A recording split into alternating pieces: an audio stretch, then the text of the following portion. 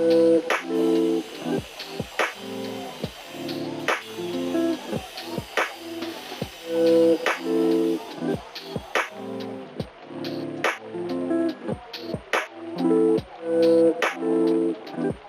a little time, we're going to start doing the bottom end of the SV400. So that means cleaning up the cases, getting new crank bearings in there, getting the transmission on, sealing it all up, and then we can get going on the top end, putting in the bike and having fun and building the rest of the bike. So let's start that in 3, 2, 1.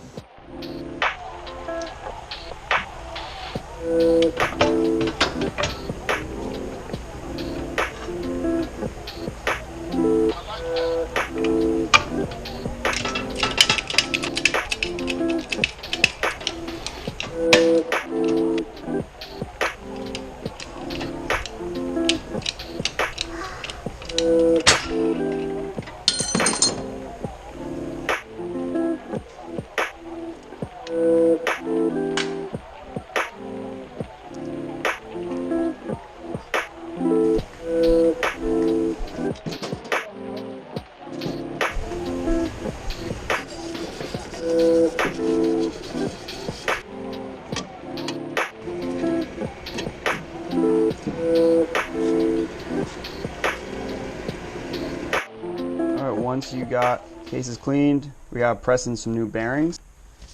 And then you need some assembly lube, and this is the key tool, and this is a bearing press tool for the SV650, and of course you need a press to press it in. So we already saw this tool. This is only half of it. That was to get the bearings out.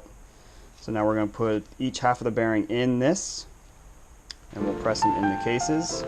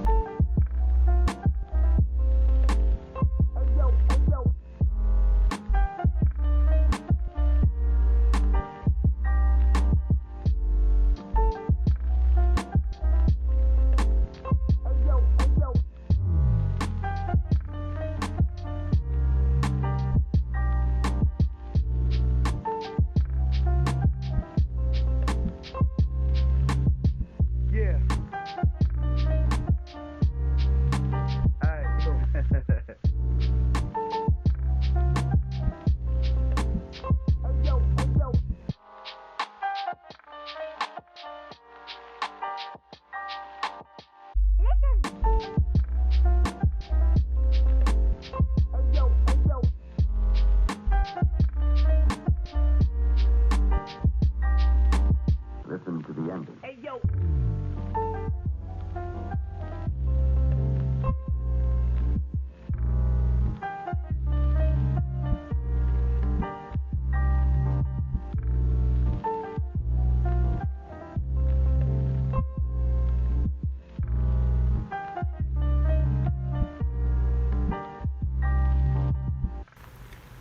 Now, a common issue with SVs is these crank bearings walk, and on the first gen cases, the stator side has a plate that sits and stops them from walking in. They can still walk out towards the flywheel, and then this is the clutch side, and they typically won't walk outwards because there's a plate there and that stops it, but the inside can't, or it can walk. So I'm going to peen the cases, and what that takes is you take a punch and you just hit it, and you just make a little dent around. You know, I did about 8 of them, and that'll kind of press the metal of the case out and stop that bearing from being able to move.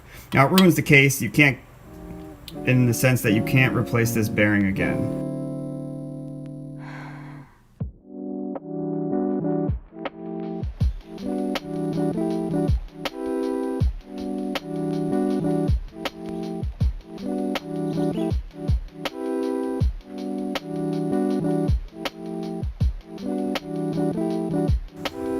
Now we're ready to get our cases together. We got our crank in, all lubed up. Next up is the transmissions, and I know the transmissions seem to scare people, but so I don't have all the gears off the splines and everything. But they can only kind of go together one way.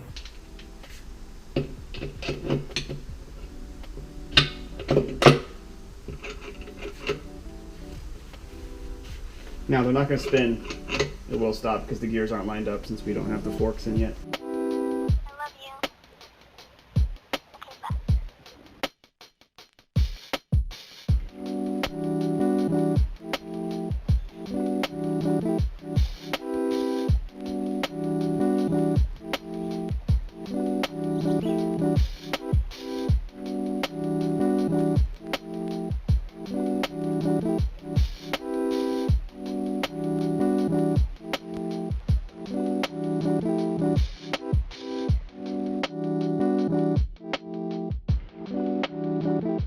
So we got our cases together.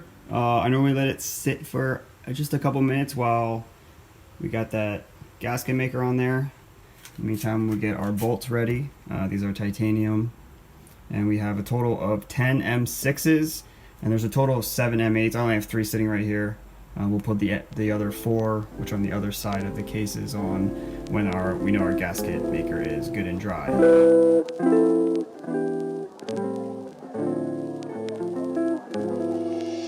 Listen, man. Hey, yo.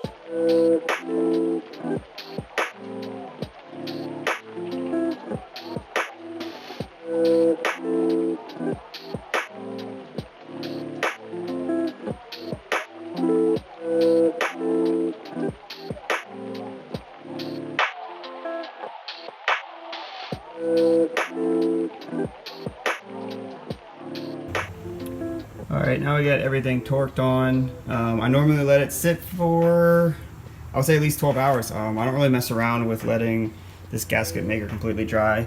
Since we have a little lip there, we can always come by and touch it and we'll know. Obviously, it's still fresh. But when that's done drying, then I'll get the motor upright and we'll start putting everything else back on.